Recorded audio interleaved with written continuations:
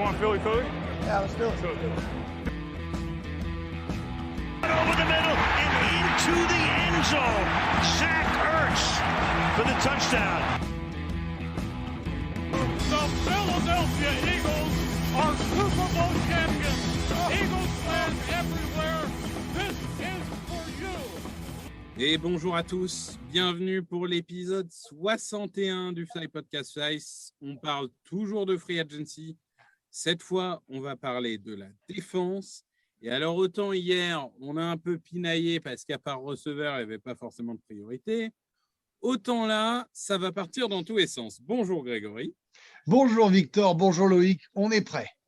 Bonjour Loïc. Hello messieurs. Bon, en même temps, ça va être simple, il y a des besoins partout. Il y a des besoins presque partout. On va essayer de prioritariser. Donc, si je demande la priorité numéro 1 à Grégory. Alors, l'an dernier, je t'avais dit qu'on n'aurait eu qu'un seul cornerback.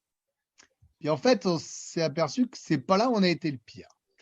Donc, aujourd'hui, sans que le moindre débat, et évidemment j'aurai tort dans un an, c'est le poste de linebacker. Bah, pour moi, c'est clairement edge rusher. Eh ben moi, Edge rusher et après avec ça. edge rusher, safety et après linebacker. Alors, moi, je dirais edge rusher, linebacker, safety. Mais parlons de priorité à Greg qui a parlé en premier. Parlons des linebackers. Globalement, on n'a pas de titulaire indiscutable aujourd'hui. Le problème, c'est que tout est ouvert. Tu as raison, c'est ça la clé du truc. C'est que ce qui fonctionne avec des joueurs de bon niveau quand même, mais par exemple, en attaque dans notre pôle de coureurs, pourrait fonctionner à d'autres endroits, notamment au poste de linebacker, où tu pourrais dire qu'on fait tourner avec des mecs agressifs, qui en veulent, qui ne jouent pas tous les snaps.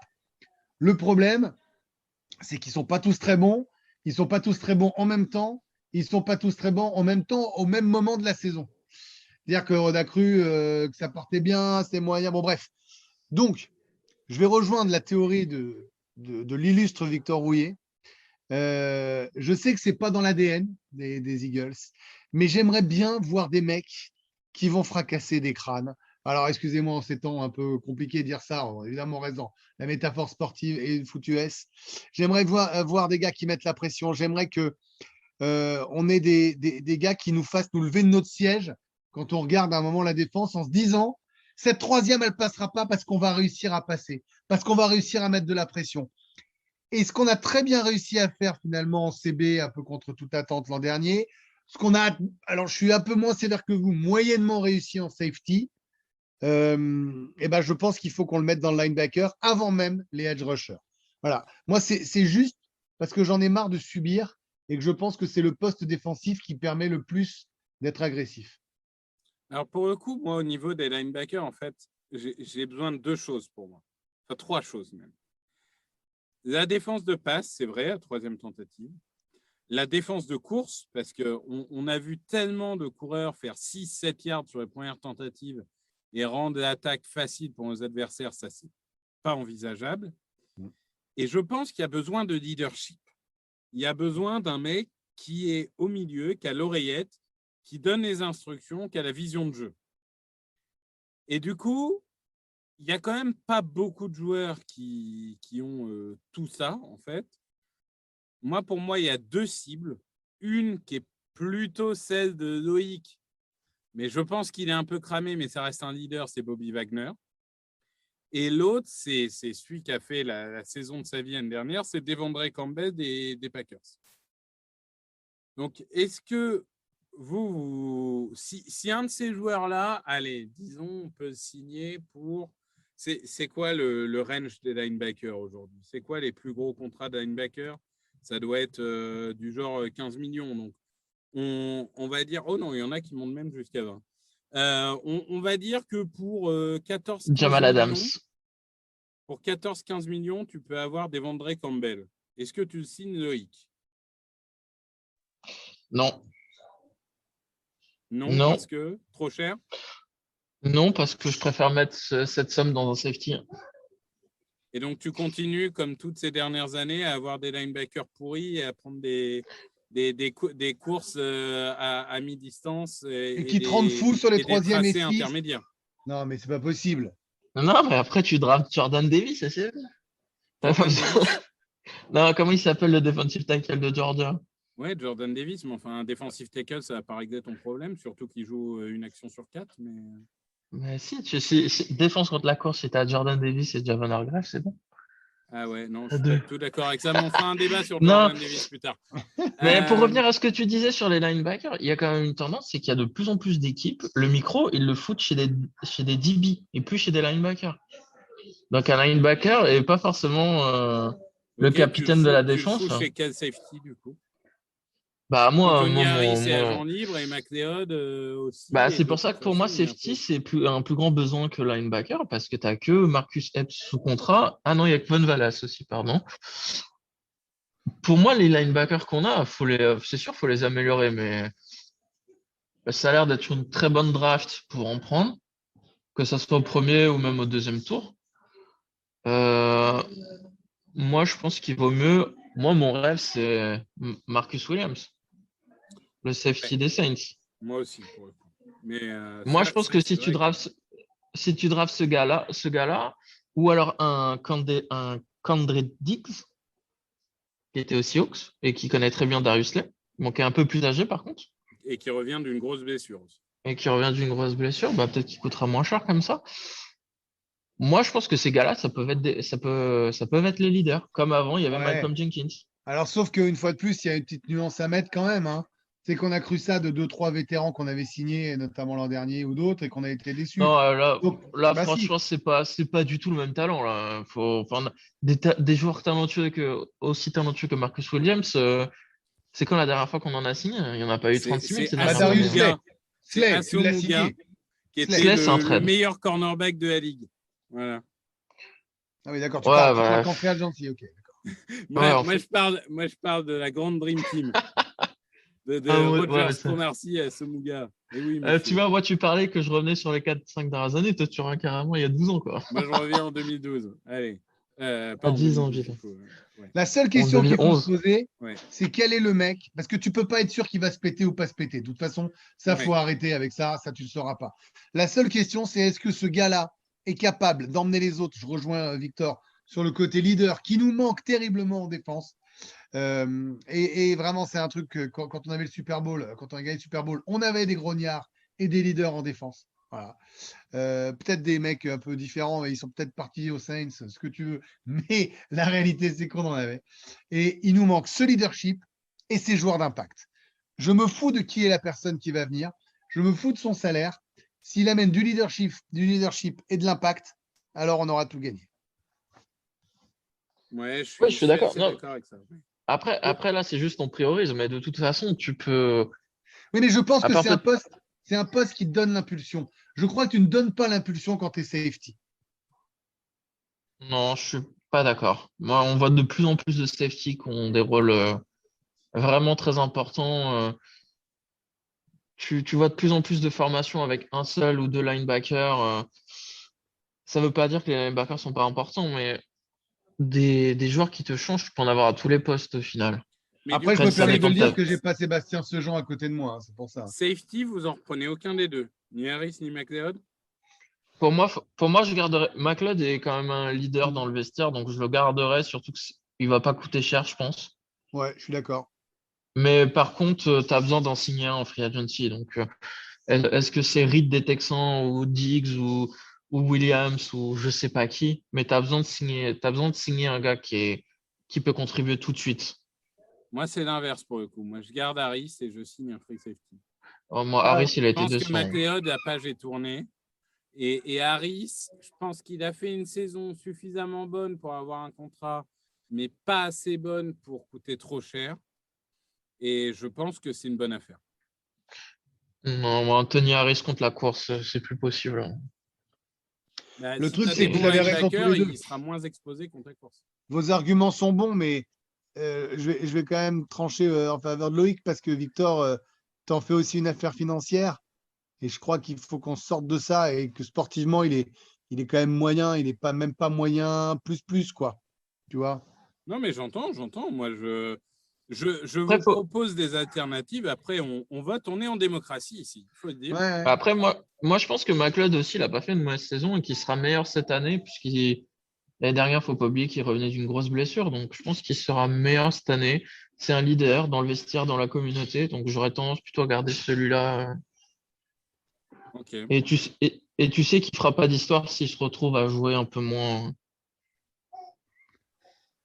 Donc, Voilà. ok. Donc, dans ce cas-là, toi, en gros, tu casses la tirelire pour notre cher ami Marcus Williams. Je vais Ouais. prendre un autre nom pour safety qui me paraît intéressant, même si je ne suis pas sûr qu'il ait envie de venir, mais on ne sait jamais.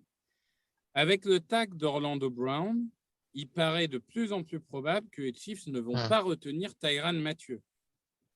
Et dans le genre leader, c'est plutôt un gros leader. Est-ce que vous, Tyrann Mathieu, c'est quelque chose qui vous intéresse ou pour le coup, lui, alors il est sur la pente un peu descendante, mais il part de très haut. Est-ce que vous, pour Attends, 1 ou 2 Victor, ans, t'es dur. T'es dur. Russell Wilson, ensuite Bobby Wagner, maintenant Tyrann Mathieu, mais tu fracasses tout le monde. En fait, dès que tout le monde a 28-29 ans, ça y est, il est cramé, quoi. Bah, Bobby Wagner, ça Oh. fait 2 ans qu'il n'est plus à son niveau, mais il reste un top 20 linebacker, mais il n'est plus top 2 comme il l'a été. Et Tyrann Mathieu, il est encore top 10 safety, mais il n'est plus top 2 comme il l'a été. Et je ne crois pas que ça soit d'insulter que de dire ça. Par contre, je pense que c'est Ouais. un mec, il a un leadership et une gagne qui est un truc qui ne s'apprend pas, quoi. Et je pense que Ouais. c'est le genre de joueur qui galvanise une défense. Bah, comme Malcolm Jenkins avant. Malcolm Jenkins n'a jamais été un top 3 safety. Pourtant, il était super important aux Eagles. Donc, Oui, mais du coup, toi, par exemple, on va dire, donc le plus haut, c'est 20 millions. On va dire qu'il est un tout petit peu décoté avec son âge. Il est allé 17 millions sur 3 ans, dont 2 garanties. Tu signes ou tu signes pas? bah, moi, c'est comme Marcus Williams. Oui, je signerai maintenant. Je pense que oui, il va signer ni l'un ni l'autre parce que Owen ne signe pas ce genre de joueur. Hein. Après, au niveau de safety, Donc, il y a des bonnes affaires. Hein. Il y a des Karim oui, oui. Johnson, il y a des joueurs comme ça qui peuvent être intéressants. Hein. Bah, je pense qu'il ira plutôt viser un Diggs qui revient de blessure qui coûtera moins cher ou un Reed des Texans qui sort de saison compliquée que le top joueur, un des top joueurs à sa position. Mais moi, j'aimerais bien une grosse signature, un gars, un playmaker, un leader, un gars qui va augmenter le niveau des joueurs autour de lui, même s'ils sont pas très bons. Il nous manque un joueur comme ça. J'adore Darius Slay, mais Darius Slay, c'est un playmaker. Il est énorme, hein. Mais il a aidé à augmenter le niveau de Maddox, je pense, avec le remplacement de Maddox. Mais maintenant, il nous faut un autre gars qui va aider à transformer vraiment toute la défense. Après, il y Donc, a un est-ce truc, qu'on... c'est que peut-être qu'il va changer, hein. Oui, Loïc, cette année. Hein. Peut-être qu'il peut écouter les coachs. Ça s'est bien passé. Tu sors pas d'une saison d'épouvante où il y en a un qui dira allez, c'est moi qui décide parce que ça a été horrible. Peut-être que là, ils vont travailler intelligemment, même s'il aura le final cut, tout ce que tu veux, et qu'ils vont se dire voilà, ce qu'il nous faut, c'est un leader. Et je répète, on avait des leaders quand on a gagné le Super Bowl. Et c'est un argument en train de se dire ah, c'est vrai, peut-être qu'il faut qu'on fasse un effort là-dessus. Peut-être que cette année, ça peut changer. Moi, j'y crois en tout cas que je pense qu'il ne faut pas hésiter à prendre des vétérans parce qu'on va avoir une défense jeune. On va certainement drafter beaucoup de jeunes joueurs et il va falloir cadrer ces gens-là. Et quitte à surpayer un tout petit peu, mais avoir des leaders, des mecs d'expérience, ça peut aider. Ça peut aider et je pense qu'il ne va pas falloir être frileux là-dessus. Moi, c'est pour ça que j'irais plutôt sur safety parce que pour moi, safety, on n'en prendra pas au premier tour. Donc, du coup, ça fait qu'au premier tour, si tu prends que des défenseurs, ils ont de la place pour jouer, du coup. Parce que si tu as un gars qui a 17-20 millions, forcément, il va être sur le terrain tout le temps, hein, idéalement. Hein. Tu veux pas qu'il soit blessé, tu veux pas qu'il loupe des snaps. Donc, si tu prends des jeunes à son poste, bah forcément, ils vont pas vraiment jouer. Hein. Alors après, il faudra Donc, voir ce qu'il y a à la draft. Est-ce que le meilleur safety est meilleur que le meilleur linebacker? Je parle non, mais à la position. draft, on prend pas de safety haut à la draft avec Roseman. Donc, c'est pour ça que moi, j'irais dépenser sur ce poste. Et pour le coup, on a un phénomène en safety qui est Kyle Hamilton, mais il partira certainement top 10. Et après, il y a un groupe de 4-5 joueurs qu'on n'arrive pas trop à départager qui sont dans le top 40-50. Donc, ça fait plus de sens de prendre un safety au second tour qu'au premier, quand on voit la QV. En tout cas, aujourd'hui. Mais après, Loïc disait qu'il fallait prendre un mec là maintenant, puis l'autre pour le futur. Moi, je pense qu'en termes de linebacker, c'est pas incompatible de faire ça. Au contraire, Oui. tu vois, je vais dans ton raisonnement, Loïc, tu vois. Tu t'auto-pièges, mon lapin. Non, mais pour moi, le plus important de toute façon, c'est d'avoir des joueurs qui peuvent contribuer maintenant et sur plusieurs années. C'est pour ça qu'il faut viser des joueurs entre 25 et 28 ans. Mm. Et Moi, je surtout, viserais des mecs, et je préférerais même 28-31, plutôt 28 pour gagner de suite.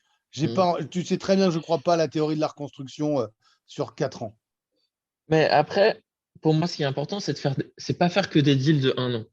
Ouais. Parce que les deals de 1 an, il y en a marre, ça ne marche pas. Les joueurs ne sont jamais re-signés. J'ai regardé depuis sur les 4 dernières saisons, je crois qu'on a fait que 2 contrats à plusieurs années en free agency. Hargrave, defensive tackle, et Malik Jackson, defensive tackle. Ah non, il y a LJ Fort aussi, pardon, linebacker. Mais bon, il s'est fait jarter au bout de 3 matchs. Faut dépenser de l'argent. Dépenser de l'argent. À un moment donné, faut prendre un risque, entre guillemets. On peut pas faire que des contrats d'1 an. Parce que de toute façon, si tu fais que des contrats d'1 an, dans 1 an, le salary cap il va exploser. Tu vas pas pouvoir garder les joueurs s'ils sont tous bons. Ça, c'est vrai qu'on passe déjà Donc, de 190 à 208 et ça commence à parler de 220, 225. Donc, ça va être assez fou. c'est pour ça que pour moi, tu peux te permettre de dépenser cette année, même si tu n'as pas beaucoup d'argent comparé aux autres. C'est que tu fais un petit cap hit la première année. Et après, tu pars du principe que tout va exploser, que tu vas virer des contrats de toute façon. Donc, c'est pour ça que on a du cap space à 1 an. On a moins de cap space à 2 et 3 ans. C'est ça le souci. Mais après, on pourra faire des post-June, des choses comme ça. Par contre, il y a un dernier point, c'est que tu parlais au début de Edge. Moi, je vais te dire tout de suite, tous les free agents qui sont Edge là me hype pas du tout. Et par contre, il y a une classe de Edge absolument phénoménale à la draft. Donc, pour le coup, je comprends très bien l'idée de dire on a Sweat, mais de l'autre côté, il va falloir que Graham il commence à former son successeur. Et moi, je préfère vraiment complètement oublier cette position pour la free agency et la réserver pour la draft. Au premier pick à notre premier choix au premier ou au deuxième. Enfin, de toute façon, le premier et le deuxième se suivent. Mais... Oui, 15, 16, 19, à voir. Mais t'en prends qu'un seul ou t'en prends 2? J'en prends un edge setter, genre vraiment pour remplacer Graham dans le rôle. Ça, pour moi, c'est la priorité. Après, je peux prendre un risque plus tard dans la draft pour un mec un peu plus long à développer. Mais j'en prends pas en free agent. Ce que je veux dire, c'est que celui que tu prends en 15, il est NFL ready là, on est d'accord. Il est NFL ready au cas où Graham ne puisse pas jouer. Et puis même pour alterner les snaps avec Graham, parce que Graham, il va revenir d'une grave blessure. Il ne va pas être à 100% dès le début. Tu ne sais même pas dans quel état il sera. Mais du coup, Edge, moi, je dis, la liste me fait tellement pas rêver que j'en veux. Vas-y, c'est quoi les un peu sexy que tu n'aimes pas trop? Les un peu, c'est au niveau. Je vais un peu sexy, je ne vais pas qui te hype même pas. Allez, à peu près correct. Non, mais le problème, c'est que les plus gros noms ont 32, 33, 34 ans. C'est Jason Pierre-Paul, les Von Miller, les. C'est ça. Oui, donc Von Miller, il a quand même plus ou moins déjà tweeté qu'il voulait revenir à Denver. Et je pense que un Russell Wilson, ça va le finir de le convaincre. Après, on a quoi? On a Chandler Jones, mais c'est vieux. On a déjà De'Veon Clowney, on attend toujours qu'il soit impactant comme un numéro 1 de draft. On a Randy Gregory. Pour la prison, c'est bien. Pour le terrain, ça dépend. On a Emmanuel Ogba, que j'adore, mais que je vois beaucoup plus dans une 3-4. Peut-être que je me trompe, mais du coup, je n'arrive pas à avoir de top edge où vraiment je me dis, il me le faudrait absolument. Petite question juste. Comment tu fais pour choisir entre 15 et 16, sachant que tu ne vas pas te faire piquer ton choix derrière? Si tu prends le 15, c'est que tu as le 16. Qu'est-ce qui fait que tu te dis que mon numéro 1 de draft, c'est lui pour ne pas vexer l'autre ou ainsi de suite? Je pense qu'en vrai, ils s'en foutent. 15 ou 16, ça ne change quasiment rien sur le contrat. Ouais. Je pense qu'en vrai, ils s'en foutent. Par contre, Ce qui est sûr, c'est que tu choisis en 15 celui dont tu as le plus envie. Parce que si tu reçois un coup de fil en 16 d'un mec qui te fait une offre que tu ne peux pas refuser, il ne faut pas te retrouver à la place du con non plus. C'est ça, c'est-à-dire que ta priorité numéro 1, tu t'amuses pas à la mettre en 16, de toute façon, ça n'a aucun intérêt. Bah non, non, parce que pour le coup, si les Steelers s'appellent et disent pour venir en 16, je te donne ma mère, ma soeur, un premier tour, un deuxième tour, je ne sais pas, bah forcément, là, tu vas y aller. Donc, Cela dit, c'est ce qui pourrait nous arriver de mieux. Pardon, hein, je fais une petite digression, mais avoir le 16 qui est échangé contre un quoi, 24 et 38, ça serait pas mal, par exemple. moi, je pense que si on pique en 15, 16 et 19, c'est plutôt une mauvaise nouvelle. Je pense qu'il faut qu'on réussisse à en trade back un des trois pour garder de la valeur. Mais ça, c'est vrai qu'on en parlera au moment de la draft, mais on a quand même beaucoup de flexibilité. C'est l'avantage. Et s'il y a d'autres postes, Loïc, dont tu veux parler, défensif tackle, cornerback? Ah, c'est bon. il y a eu un bac. Non, mais moi, depuis tout à l'heure, vous ne m'entendez pas. Je dis Derek Barnett. Derek Barnett. Derek Barnett, un nom. Non, mais il faut que tu arrêtes. Faut arrêter la drogue. Hein. Faut poser cette bouteille. Le mec déteste oui, déteste tout ce que les Eagles ont fait depuis 20 ans. Par contre, le seul truc qu'il aime, c'est Derek Barnett. Quoi. J'ai vu la lumière pendant la saison. Je sais pas ce qui. J'ai vu la lumière. Hop, Derek Barnett. D'accord. Non, mais moi. Mais tu non, l'aimais moi, pas. je suis.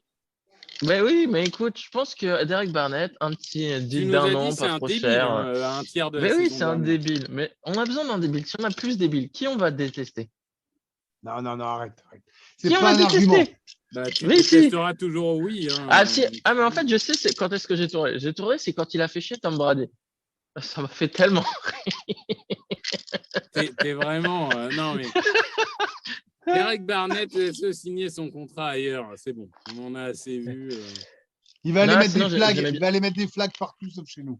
C'est bon, ça Non, suffit. sinon, Free Agency, celui que j'aime bien, ouais, c'est comme Victor, c'était Ogba, mais je pense qu'il ira chez un contender. Mais même, je suis Chez pas nous. sûr qu'au niveau du schéma, il fit vraiment. Après. Ouais, je sais pas. Après, comme Gannon, il veut faire un truc un peu hybride, peut-être un Reddick Ouais, on verra. Reddick, il faut vraiment que ce soit hybride. Ouais. Ou sinon, plutôt un petit nom, mais tu vois, par exemple, j'ai vu qu'il y avait 3 edge des Colts qui étaient free agents. Ils ont tous les 3 27 ans. Ils ont tous les 3 joué plutôt 20, 30, 40% des snaps. Donc, peut-être un gars comme ça qui va pas coûter cher et qui pourrait être un joueur de rotation. Parce qu'au final, au jour d'aujourd'hui, il suffit pas d'avoir 2 edges. Hein, il t'en faut 3, 4. Mais au jour de demain, qui sait?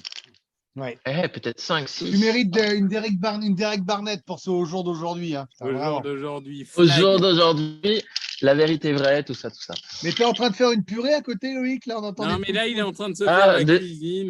Non, désolé, laisse- j'étais en train de jouer avec le jouet de ma fille. Hein. Ah, c'est Ah, le bah, hochet. voilà.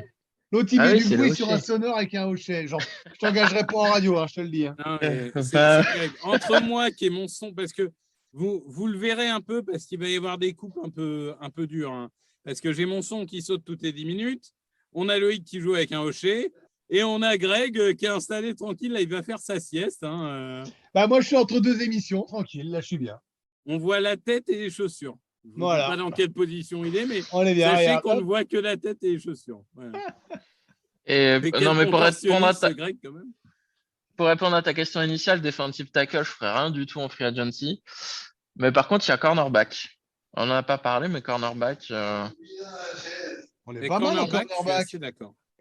Mais pour le coup, quand tu dis on est bien, Greg. On n'a pas de profondeur, mais on en a 2 qui savent faire. Bah non, Nelson, il est free agent. Donc, du coup, il faut quand même qu'on le remplace. Ouais. Alors oui, on en a 2 si tu comptes Voilà. Maddox qui est en slot, je suis d'accord. Ouais, Maddox en slot et Slay. Voilà. Donc ça, t'es quand, t'es quand même là. Après, il en manque, mais je pense que ça peut se drafter. Moi, mon point de vue, c'est que ça se draft. Voilà. Ouais, alors ça se draft et il y a une super Au QV. premier tour. Ça se draft et il y a une super QV. Mais il y a quand même un nombre de free agents intéressants. Moi, je ne cracherai pas dessus. Par exemple, un Darius Williams des Rams, qui est excellent, qui est dans l'ombre de Jalen Ramsey, mais qui est excellent. Et ben, c'est le genre de joueur, moi, ça ne me dérange pas de sortir un peu la banque pour lui. Après, on va vite voir ce qu'ils vont faire, hein, parce que la question de qu'est-ce qui va se passer pendant la draft des Eagles, tu auras vite compris, suivant si on a sorti le chéquier Mais ou bien pas. sûr. Après. C'est Oui, c'est bien pour sûr. ça qu'on se focus plus sur la free agency, parce que la réalité, c'est que la draft, elle sera impactée par la free agency. Donc De toute façon, c'est- la free agency commence mercredi prochain. C'est ça. Mais dès lundi, Schefter il va balancer les deals. Donc, puisqu'il y a la La tampering probation period. période, c'est quoi? Ça commence lundi, c'est ça? Lundi à mercredi. Ouais.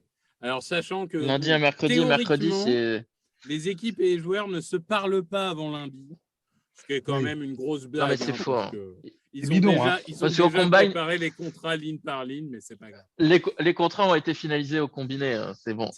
C'est comme Ouais, le pas pour des tampering idiots, en NBA, tu sais. Enfin, Mais ça veut dire quoi? Ça veut dire que, par exemple, là, en ce moment, des insiders Eagles savent mais ne peuvent pas sortir l'info.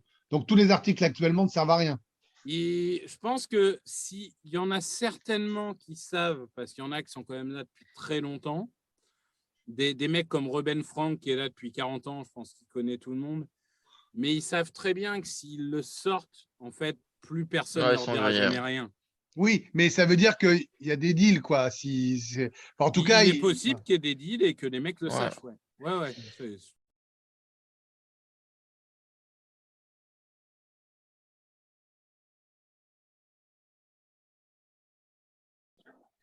Oui, vous avez sûrement remarqué que la dernière phrase s'est coupée de manière assez abrupte lorsque nous parlions des cornerbacks.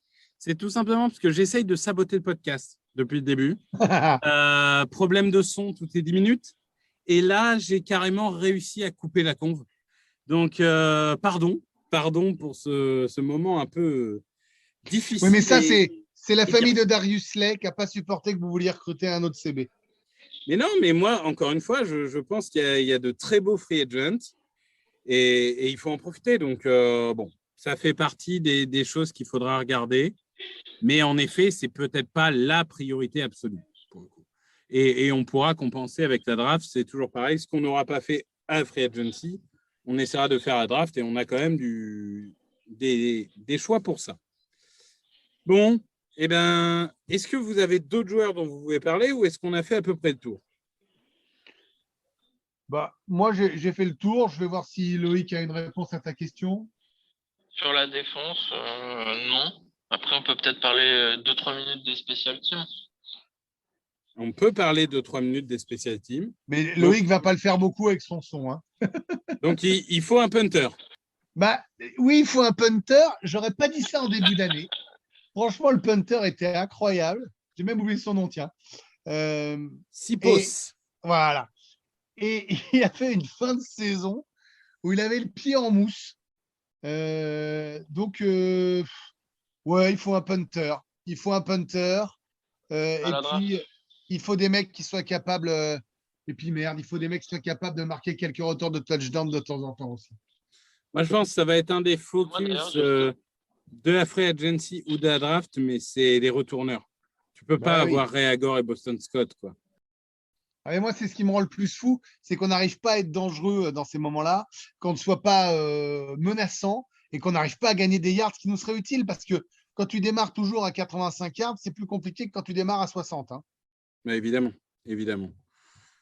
Bon, voilà, je pense qu'on a fait à peu près tout. On a perdu Loïc. C'est un podcast apocalyptique. Je ferai peut-être un making-of que je publierai sur Twitter de tous les problèmes qui nous sont arrivés pendant ce podcast parce que là, je pense qu'on a battu des records. Mais bon, je vais essayer de faire propre au montage et on a balayé les principaux besoins. Ouais. Merci à toi, Greg. Merci à toi, Victor. Merci à vous de nous avoir écoutés. Salut Loïc. Merci à Loïc qui nous entend de loin. Et évidemment, on vous retrouve rapidement pour débriefer justement cette free agency. Et puis après, pour parler draft dans la foulée. Et ensuite, direction au Super Bowl. C'est ça le plan. Hein, allez, le Super Bowl. Voilà. Au revoir à tous. Open with a throw and a pass picked off by Dawkins. Brian Dawkins with the interception. And Dawkins is down to the 10. C'est incroyable, c'est incroyable. Et là, ça marche. Le mec dit au revoir et ça marche. Je vais faire un soundtrack avec tous les trucs, tu sais, je vais mettre après le générique de fin. Mais regarde, là, ça marche. Ça fait 20 minutes qu'il nous fait. Et là, ça marche. Le making of. Allez, on finit ce podcast par bosser. Regarde, tu me demandes s'il faut un punter. Loïc, salut. Hein. Allez, casse-toi. Salut.